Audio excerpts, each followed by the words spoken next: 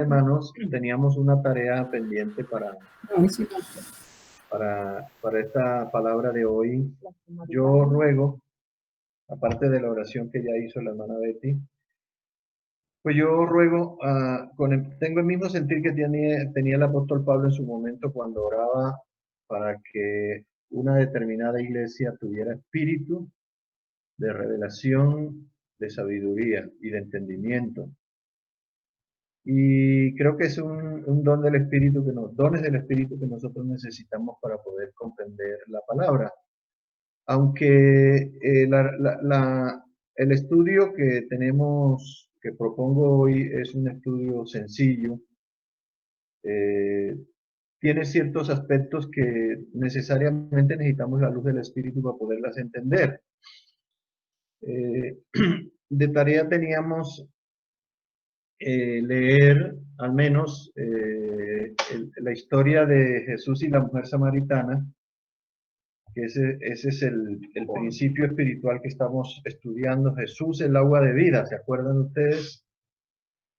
Y vamos a trasladarnos nuevamente a Juan capítulo 7, 37 al 39 para enrutarnos en la vía. Jesús estaba en la fiesta de los tabernáculos, como vimos el domingo pasado, una fiesta muy especial de los judíos, 8 días de fiesta.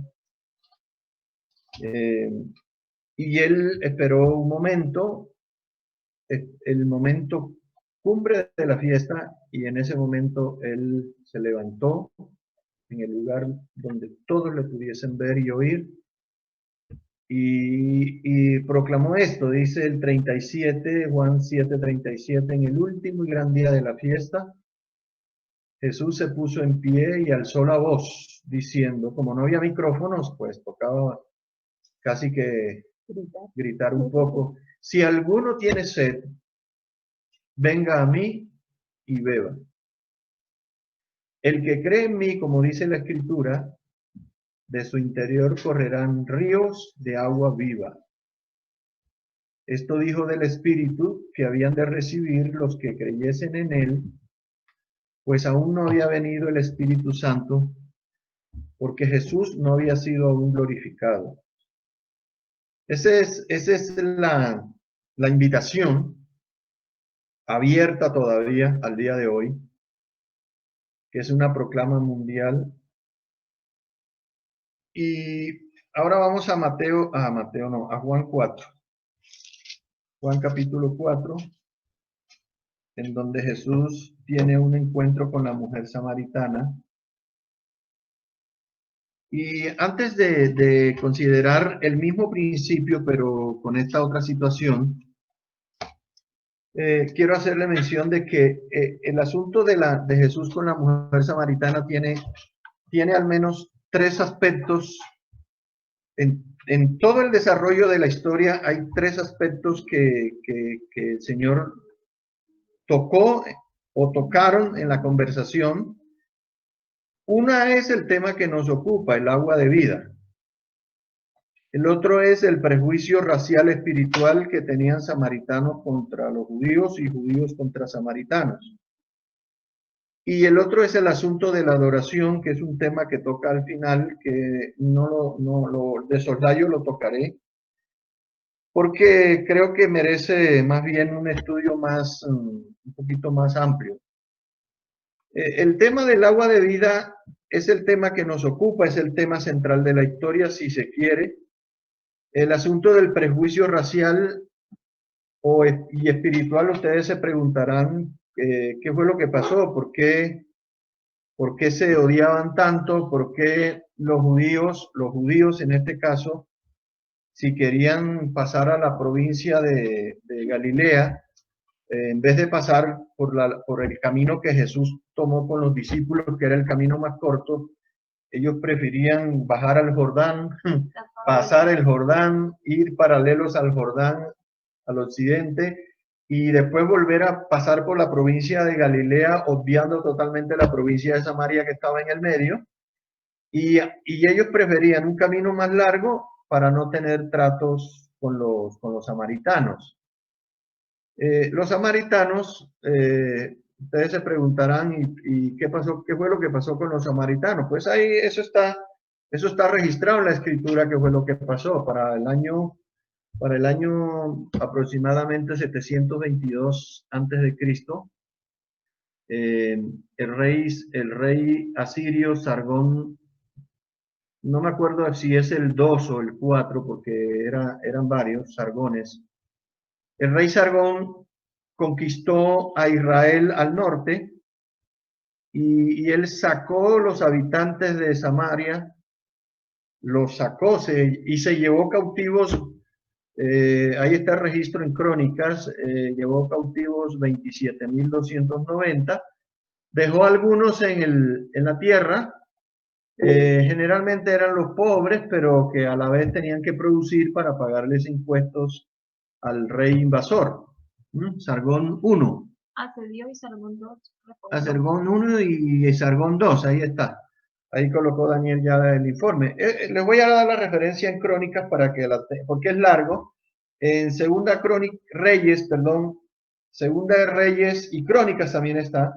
17 del 1, no lo vamos a leer, solamente estoy dando referencia hasta el verso 41, es una historia un poco larga. Pero bueno, el hecho fue ese. El rey Sargón, aparte de los que mató, sacó de la tierra de Israel, destruyó el lugar y se llevó los cautivos, y los que dejó en la tierra tenían el trabajo de cultivar la tierra y pagarle sus impuestos. Pero el rey Sargón hizo algo. Él trasladó personas de otros pueblos conquistados, y ahí hay una lista: Babilonia, etcétera. Y cada uno de esos pueblos, o personas de esos pueblos que él trasladó y los plantó en Israel, cada uno venía con sus dioses y cada uno venía con sus costumbres paganas, ¿sí? Y se fue dando a lo largo del tiempo como ese proceso de fraternidad entre los judíos que quedaron, los israelitas que quedaron, porque hay que hacer la diferencia, los israelitas que quedaron, y se fue dando esa mezcla de raza y de religión, y eso pues provocó el repudio de los judíos abajo en el sur. Y aparte de eso, pues también había sucedido que mucho antes otro rey de Israel, pues se le ocurrió levantar un templo paralelo, o paralelo no, sino rival, en el monte Gerizim. Entonces había un problema ahí, que ese es el problema que toca la mujer samaritana con Jesús, cuando le habla de que mis padres adoraron en este monte, pero ustedes los judíos dicen que en Jerusalén. Ahí está de por medio ese tema, ¿sí? Era un tema espiritual y era un tema de israelitas mezclados con personas de otras naciones. Entonces la raza no era tan pura, aunque en la historia de la mujer samaritana dice: nuestros padres adoraron.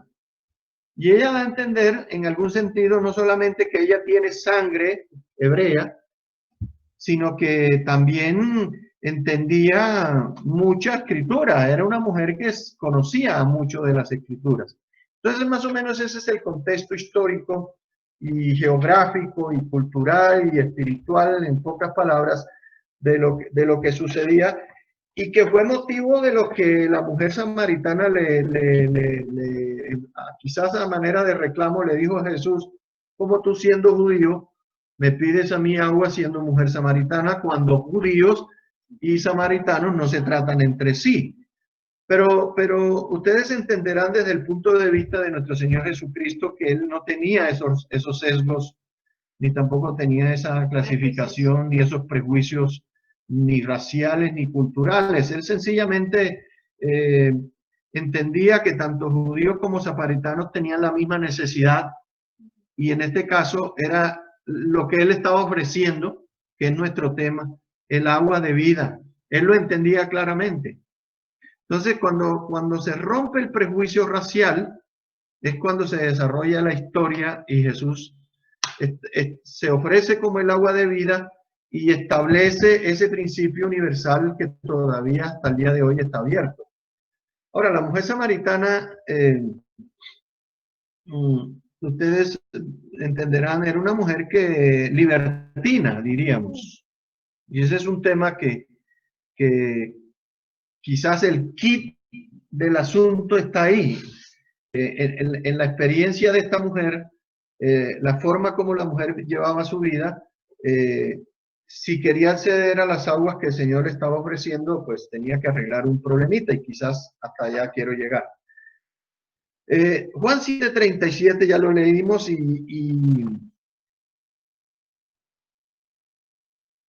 estoy buscando el de la mujer samaritana. Juan 4, del 1 al 42, aunque no lo voy a leer todos.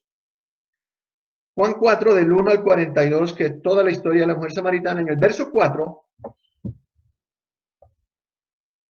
dice, y le era necesario pasar por Samaria. Esto indica que no hay nada de casualidad, sino de propósito. El Señor tenía claro por qué quería ir a la provincia de Galilea o a Nazaret o a Capernaum, no sé. Había propósito allí. Ahora, si yo traslado al Señor Jesús, esto es imaginario, esto es algo imaginario, pero sencillamente para poder establecer el mismo principio. Si yo traslado a Jesús en el templo allá el día de la fiesta de los tabernáculos y lo traslado a la silla patriarcal del pozo, ahora les explico qué es eso. Él hace exactamente lo mismo que hizo en el templo. Es como si dijera, sentado ahí en la silla patriarcal del pozo, diciendo, si alguno tiene sed, venga a mí y beba. Las circunstancias son diferentes, pero está ofreciendo lo mismo. Y le menciono lo de la silla patriarcal porque leí un poco un comentario en donde dice que es una costumbre muy común en el Oriente que los patriarcas, el dueño del pozo, solía sentarse en una silla de piedra al lado del pozo, como él era el jefe de la tribu, y los criados abrevaban las ovejas mientras él estaba observando esa escena. Entonces, en la historia de la mujer samaritana dice que Jesús estaba sentado en el pozo, pero se puede intuir por su condición, creo yo, sentado en la silla patriarcal, ¿sí? Esperando que se desarrollara la escena para ofrecerse como el agua de vida. El verso 5 habla de Sicar, Siquem, Neápolis o Nablus. Actualmente, esa zona es Nablus, así se le conoce hoy en día. Verso 7, vino una mujer de Samaria a sacar agua y Jesús le dijo, dame de beber. Verso 9, la mujer samaritana le dijo, ¿cómo tú siendo judío me pides a mí de beber que soy mujer samaritana? Porque judíos y samaritanos no se tratan entre sí. Yo escribí, incluso en la Biblia, cuando leí la historia hasta ahí, si Jesús hubiese tenido un prejuicio, esos prejuicios que tenían los demás judíos, ahí se tendría que haber acabado todo. La historia se tuvo que haber terminado ahí. Pero roto el prejuicio social, racial y espiritual, la historia, gracias a Dios, siguió adelante. Verso 10. Respondió Jesús y le dijo, si conocieras el don de Dios, ¿y quién es el que te dice, dame de beber? Tú le pedirías y él te daría agua viva.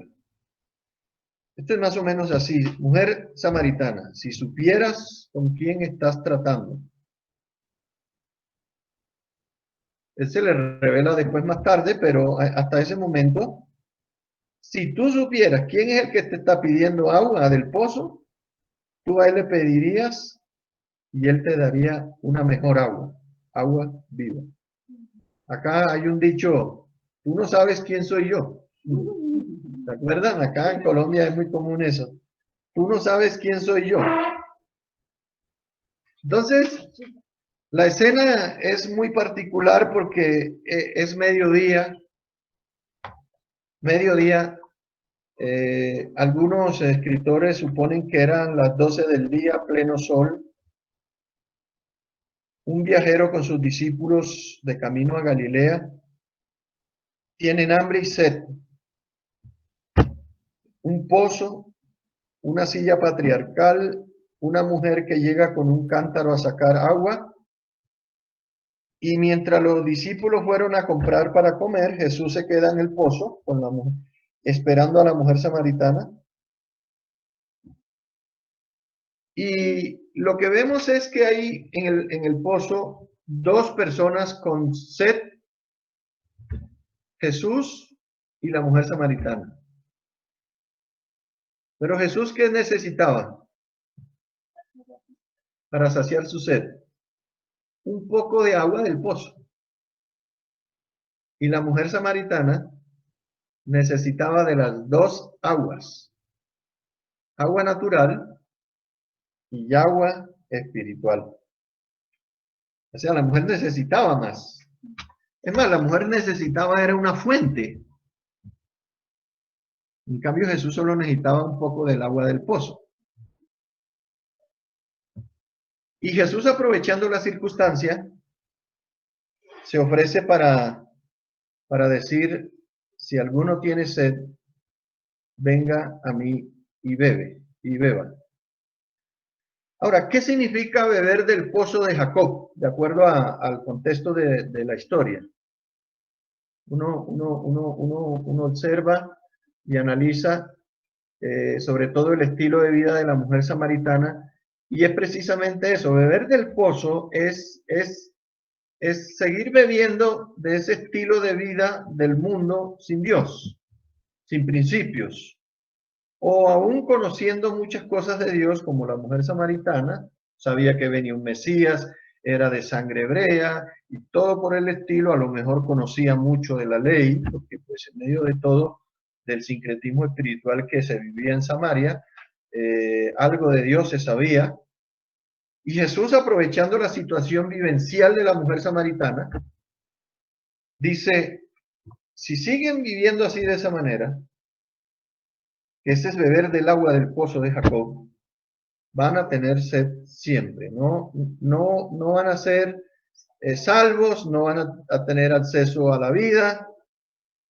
Y entonces ese viene siendo como el kit del asunto de la historia de Jesús y la mujer samaritana. Y la mujer samaritana ese día tenía que tomar una decisión. Es decir, tenía que decidir qué hacer con el agua que Jesús le estaba ofreciendo. Y si la abrimos, la invitación, el reto, es lo mismo que tenemos que hacer nosotros hoy y lo que tiene que hacer el mundo entero. O seguimos bebiendo de la fuente, o seguimos o volvemos a beber agua del pozo, y al mundo que no conoce a Dios le dice, si ustedes siguen bebiendo de ese pozo, se van a morir en sus delitos y pecados. Entonces la mujer samaritana tenía que decidir ese día qué iba a hacer con el agua que Jesús le estaba ofreciendo. Si quería seguir bebiendo del agua del pozo de Jacob o beber de las dos aguas. Y cada ser humano, en cada circunstancia de su vida, debe decidir qué agua tomar. El verso 13 lo puntualiza, dice, cualquiera que bebiere del pozo de Jacob, agua natural, volverá a tener sed, mas el que bebiere del agua que yo le daré, no tendrá sed jamás. El verso 15, la mujer le dijo, Señor, dame esa agua para que yo no tenga sed, ni venga aquí a sacarla. Ella aún entendía el asunto de una manera muy natural, pero estaba entendiendo. La sola oración, diríamos, de decir, Señor, dame esa agua que tú estás ofreciendo, se evidencia de que su corazón se estaba abriendo a la posibilidad de que las cosas cambiaran. Además, que es un hecho histórico, ustedes entenderán, era costumbre de las mujeres ir al pozo a sacar el agua. Era un trabajo exclusivo, si se quiere, de las mujeres. Y el verso 16 establece lo que yo llamo el quid del asunto, la trama del asunto. Jesús le dijo a la mujer samaritana, ve, llama a tu marido y ven acá. Y ese es el dilema que se debe resolver antes para poder acceder a la fuente de las aguas. Es como, parafraseándolo al estilo mío, es como si dijera, mujer samaritana, por supuesto que el agua está disponible para ti. Es más, expresamente a eso he venido. He hecho todo un recorrido hasta aquí porque quiero ofrecértela y quiero que la recibas.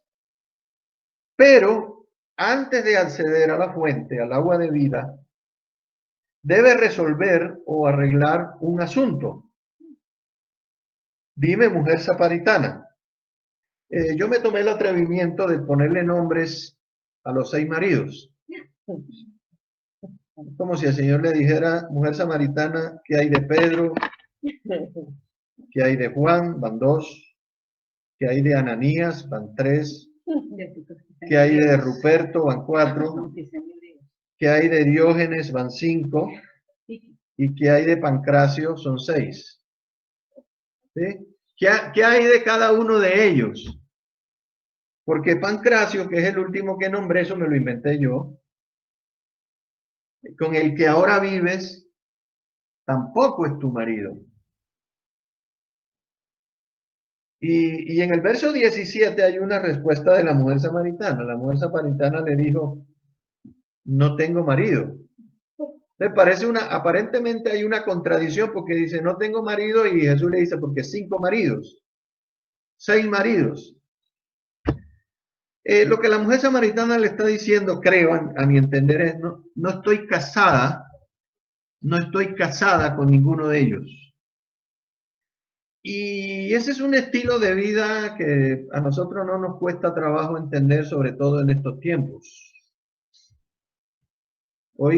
Esa escena de la mujer samaritana o de los samaritanos teniendo un marido, otro marido, sin casarse con ninguno, es muy común hoy en día. O sea que la invitación de Jesús a las aguas está más que vigente. Entonces la mujer samaritana tenía que tomar esa decisión, tenía que arreglar primero ese problema de los 6 maridos. Y bueno, no dice que tuviese hijos, no menciona nada de eso. Porque pienso que en este caso pues no era necesario, pero también ocurre de que tienen un marido, un hijo, otro marido, 2 hijos, otro marido, y eso, la familia se vuelve un desastre. Pero bueno, para eso llegó el Señor, para arreglarnos la vida. Y en el verso 17 la mujer le dijo, no tengo marido. Jesús le dijo, bien has dicho, no estás casada con ninguno de ellos, si se quiere. Porque 5 maridos has tenido y el que ahora tienes no es tu marido. Esto has dicho con verdad. Es decir, la mujer nunca mintió, nunca dejó de reconocer su pecado. Llamémoslo ahora sí, pecado.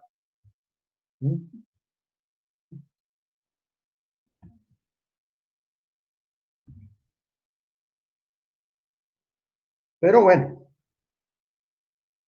la mujer samaritana, ese día,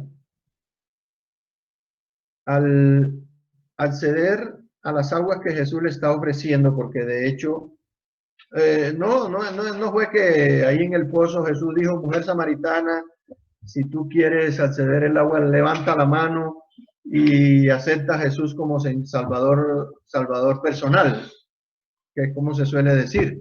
Pero uno, por el fruto que se empieza a ver y que más tarde uno puede constatar en el resto del relato, se puede dar cuenta que cuando ella fue confrontada con su pecado, con su estilo de vida, ella entendió y es como si dijera, esto era lo que yo necesitara. Yo necesitaba que alguien me lo dijera y lo curioso es que se lo dice una persona extraña para ella, que le dice todo lo que era su vida, el pasado de su vida, ya, porque ya podemos decir que para la mujer samaritana ya eso era formado parte del pasado. Y la mujer samaritana accede a las aguas y lo que podemos decir así literalmente es la fuente comenzó a fluir en el alma, en el espíritu de esta mujer, de la mujer samaritana. ¿Y qué pasa cuando uno accede al agua de vida habiendo arreglado su situación vivencial de pecado? Que la fuente comienza a fluir. La vida cambia. Y en el verso 16, parece que la mujer samaritana trata de distraer, como de hacer, como hacemos nosotros como se hace todo el mundo con el asunto del pecado, ¿no? Trató de hacerse la loca, ¿sí? Y trató como de desviar al Señor y pareciera que el Señor se dejara llevar, pero no, él tenía el control del asunto. Y le dice, Señor, me parece que tú eres profeta. Verso 19, ¿no? 19, sí, 19. Verso 19, me parece que tú eres profeta. Claro, el Señor le declaró todos los 6 maridos, imagínense, y vaya a saber qué más cosas le diría. Pero al final ella, como decimos así, se partió, cedió y se convirtió a partir de ese momento en lo que yo llamo la mejor evangelista de Samaria. No tanto la primera, la mejor evangelista de Samaria. Imagínense. Y hay una expresión muy bonita de la que yo me valgo para decir que se convirtió, que bebió de la fuente, que su vida cambió a partir de ese momento, que está en el verso 28.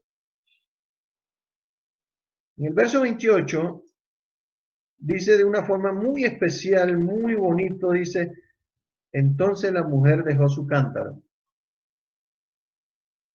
Eso es muy significativo, porque es como queriendo decir, aquí quedó todo, este estilo de vida,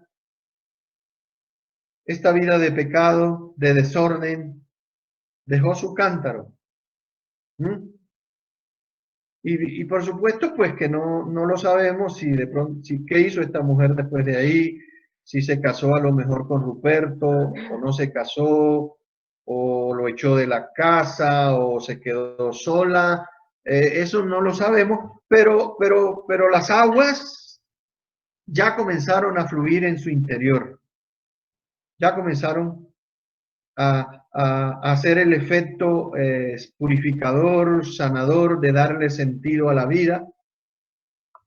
¿Y qué hizo? Y ya yo llamo esto el fruto de las aguas estar fluyendo en su vida.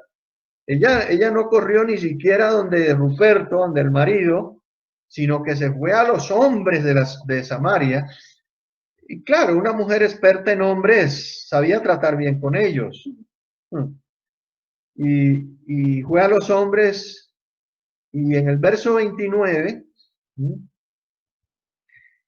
es para resaltar lo que cuando las aguas empiezan a fluir, ¿qué es lo que pasa con la vida? Le dice a los hombres, venid y ved a un hombre que me ha dicho todo cuanto he hecho. Y mire la estrategia, fíjense para que vean la estrategia que ella usa. Ella lo sabía y sin embargo dice, ¿no será este el Cristo? Y yo digo que aunque pareciera que estuviese dudando, no es dudando, sino que está usando una estrategia para que eso es sabiduría ya del Espíritu, porque ella sabía que Jesús era el Mesías ya, y usa una pregunta o una duda para despertar la curiosidad de los hombres y hacer que fueran al pozo a conocer a Jesús igual que ella. Y vaya qué resultados, que le funcionó el asunto, ¿eh? Sin haber hecho ningún seminario bíblico, ningún curso de evangelización, nada, incluso sin haber leído la Biblia, esta mujer ya las aguas cuando comienzan a fluir ya nos van capacitando para poder compartir del agua de la vida.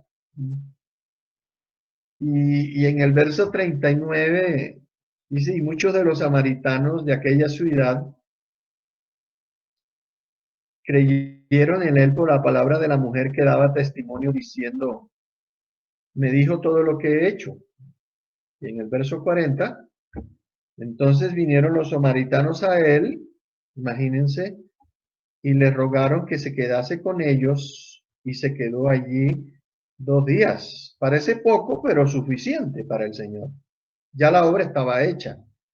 Verso 41, y creyeron muchos por la palabra de él. Y decían a la mujer, mujer, ya no creemos solamente por tu dicho, porque nosotros mismos hemos oído y sabemos, oiga, y sabemos que verdaderamente este es el Salvador del mundo, el Cristo, el Mesías. Cuando Jesús se le identificó a la mujer samaritana y le dijo, yo sé que ha de venir el Mesías, y le dijo, Jesús le dijo, mujer, yo soy. ¿Sí? Eso es tremendo. ¿Sí? Jesús logra su objetivo. Y aquí podemos decir que Jesús no solamente fue por la mujer samaritana, sino que fue por los samaritanos en este caso, en plural. Ese es el alcance de la misión de Jesús en su paso por Samaria. Ahora, ustedes también pueden comprender que la mujer samaritana le dijo a Jesús, dame de esa agua para que no tenga que volver más aquí a sacarla.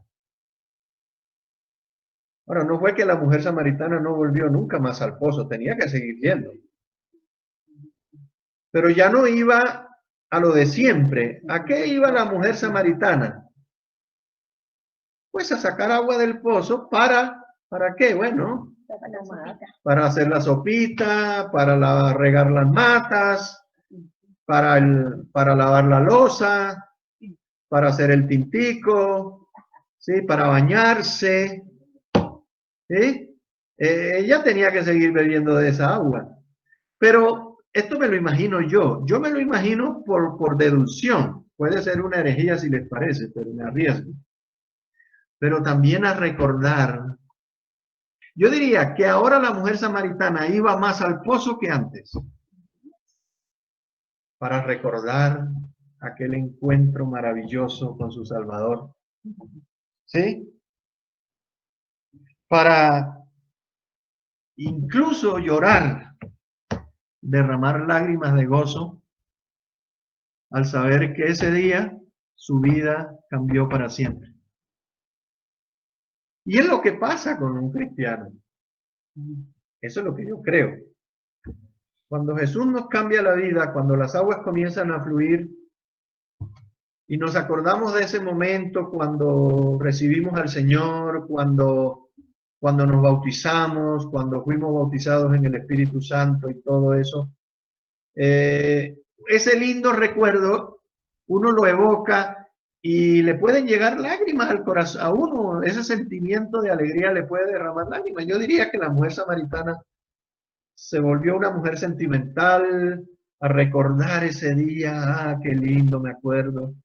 Y cada vez que iba al pozo, era imposible que no se acordara y que no recordara la escena de ese encuentro Y perdónenme también la expresión de el encuentro con su séptimo marido.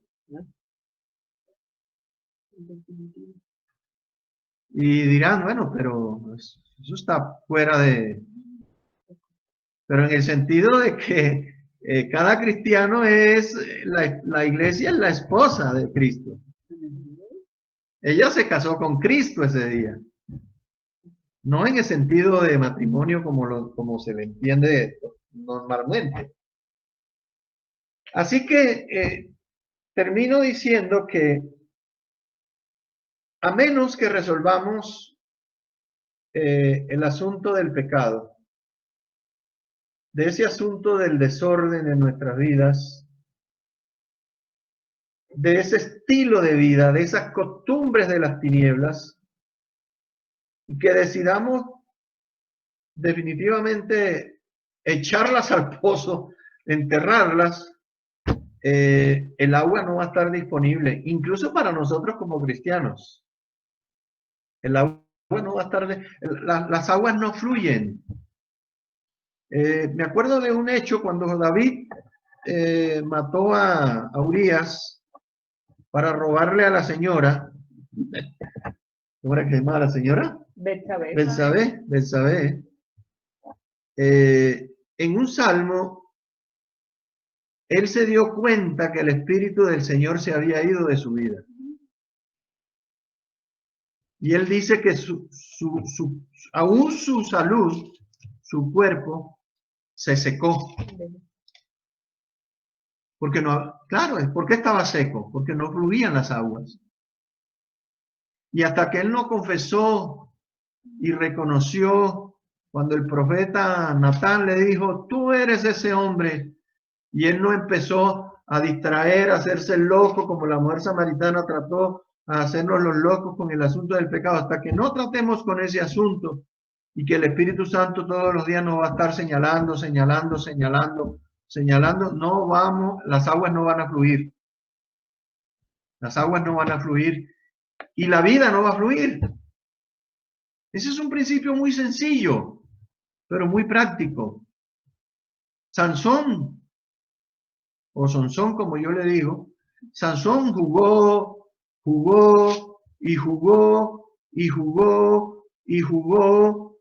y no se dio cuenta cuando la fuente de la vida se había apartado de él.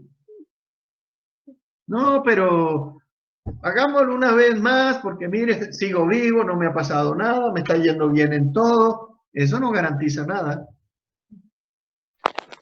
Eso no garantiza nada. De manera que el principio es muy sencillo. Con corazón sincero, con corazón abierto, debemos reconocer cuando pecamos, que pecamos, arrepentirnos para que las aguas sigan fluyendo. Y a nosotros el Señor, si se los digo así de esa manera, como al estilo antiguo, dice el Señor, sigan bebiendo de las aguas de la vida porque eso les garantiza que van a seguir en el árbol de la vida, van a seguir comiendo de ese árbol, van a seguir pegados a la vid, van a seguir en mi rebaño, así todas las autoproclamas que el Señor hizo de sí mismo, van a tener acceso a mi presencia, me van a poder adorar en espíritu y en verdad, porque ese es el otro principio que aparece ahí de la mujer samaritana, el asunto de la adoración, que no es el tema de hoy. Pero bueno, ahí les dejo esa reflexión, mis hermanos, para que pensemos y no creamos, porque ahí puede haber engaño, de que eso de la mujer samaritana y del agua no tiene nada que ver conmigo. Sí tiene que ver conmigo y mucho. Y mucho. Porque si nosotros no nos damos cuenta, o no queremos, o nos hacemos los locos con el estilo de vida, y que el Señor nos está diciendo que hay que dejar de beber de ese pozo, lo que va a pasar es que nuestra conciencia se va a cauterizar, nuestro corazón se va a endurecer y vamos a perder la capacidad para arrepentirnos y la capacidad para comprender los propósitos del Señor. Les deseo que el Señor les bendiga y ojalá les haya servido de algo esta sencilla reflexión de hoy. Que el Señor les continúe bendiciendo.